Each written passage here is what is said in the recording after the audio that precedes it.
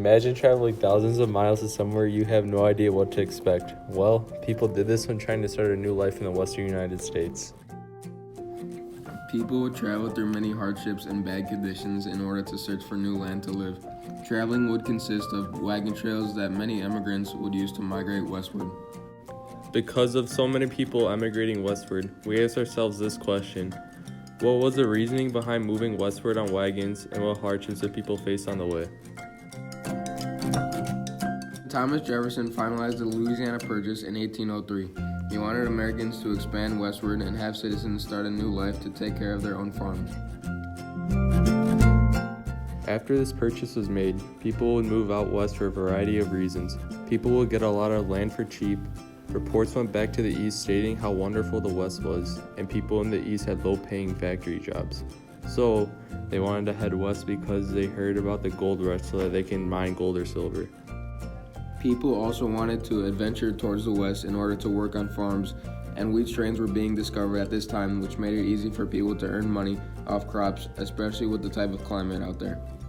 People also wanted to be a cowboy, meaning they wanted to farm cattle. Railroads were also starting to be made, which made it easier for supplies to start coming in. But before this, people would travel on wagons through various amounts of trails. Typically, travelers would begin their journey during April or May so they could arrive at the west before the fierce winters started. The whole adventure would take about 6 months for them to get to their destination. Those 6 months would be extremely difficult. About 1 in 10 people wouldn't make it to their final destination. People would die from diseases like the flu, smallpox, cholera, or just by pure exhaustion. Along with that, people would be run over by wagons, shot to death, or drowned during river crossings. People would also come across Native Americans and their terrain. They would come across conflicts with these people. For example, they would sometimes have to pay them a certain amount of money to keep moving forward. There are still many stories of people who have gone through these journeys and hardships, and one of those people is J. Henry Brown. J. Henry Brown had a whole autobiography on his journey. He and his family wanted to head westward on the Oregon Trail to find a new home. They wanted to be healthy and get away from Illinois, where they were getting so sick. On his way there, they faced many obstacles. On the way there, their train had 13 wagons. They came across a lot of tough storms and also found new creatures like buffalo. Along with that, they also encountered 5,000 Sioux Native Americans and had to get past them. Obviously, not everyone made it all the way.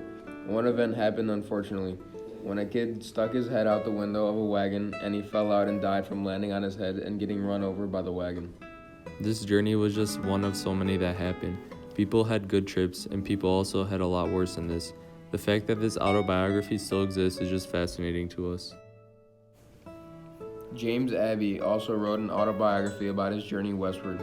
He talked about traveling in a group from Indiana. Each day they traveled 15 to 20 miles through the crazy wind and intense cold weather. On the first day alone, the group killed 10 rattlesnakes. The journey was a long one though. Each day the group would get going at 6 a.m. and stop to graze cattle often along the way. The group would come across several obstacles on this journey westward.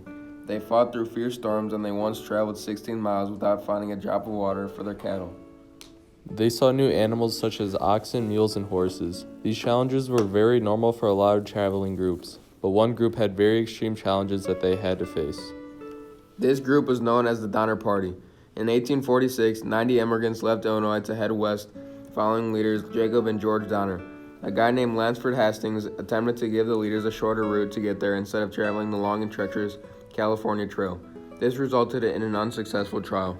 Hastings ended up taking them through an even more difficult route, however. Hastings' instructions took them through the Sierra Nevada mountains and often got trapped by heavy snowfall. A person from the group went to go find Hastings, and his new instructions ended up being even worse to the point where the group had to create their own trails.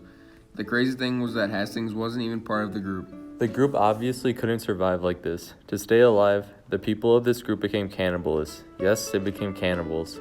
Once the group got to California, there were only 46 people left from the original group. The rest were either eaten by the group or dead from the conditions. This goes to show how harsh these trails were and what the voyagers had to go through to arrive west. These people had to face many hardships, and they persevered through them to shape the idea of moving westward, and now more people live there because of the first people who settled in the land. With many of these journeys being shared today through autobiographies or stories, it just astonishes us and makes us feel grateful for where we are today.